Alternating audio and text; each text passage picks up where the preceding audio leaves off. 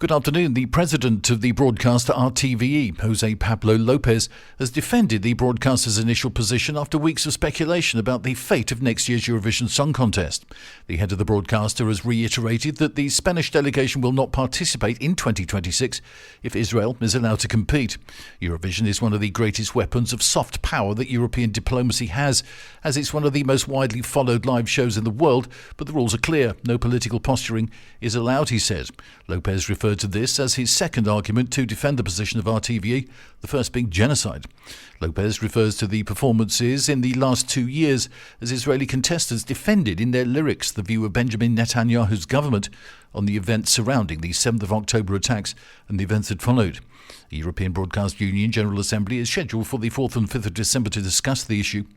The Board of Directors of RTVE took the decision to withdraw from the competition the same morning that the United Nations certified that Netanyahu's government has been perpetrating genocide against the population of the Gaza Strip. Spain joined countries such as Iceland, Slovenia, Ireland and the Netherlands in calling for the same boycott of Eurovision. A British pensioner has fallen from a TUI cruise ship north of the Canary Islands. Spanish Coast Guards and police were called after the adults-only Marea Explorer 2 issued a man overboard. Local media reported the alarm was raised yesterday morning as the 14-deck ship was en route to the Canaries from Madeira. It said the ship's captain slowed almost to a halt before deploying marker buoys and carrying out search manoeuvres. Coast Guard said this morning the man that had gone overboard was a 76-year-old they described as being from the British Isles and confirmed the search for him was continuing. The incident occurred as the cruise liner was approximately 16 nautical miles from the island's most northern-west point. A migrant man flew from Morocco over a fortified fence to reach Ceuta to go down as the first illegal paraglider crossing into a European country. Police found his paraglider after a search of the spot where he landed. 5 people, all sub-Saharan Africans, were arrested later on suspicion of organising the flights. One has been remanded in custody, the others bailed.